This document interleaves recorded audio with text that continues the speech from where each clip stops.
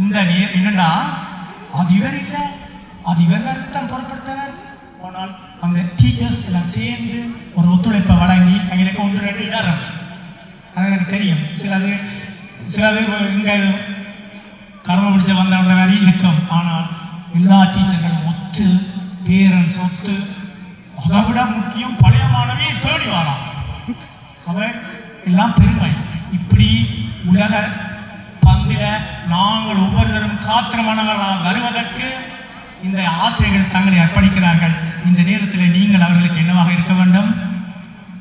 ஆதரவுடையவர்களாக இருக்க வேண்டும், அன்புடையவர்களாக இருக்க வேண்டும், நேசிக்க டீச்சரை நேசிக்க வேண்டும்.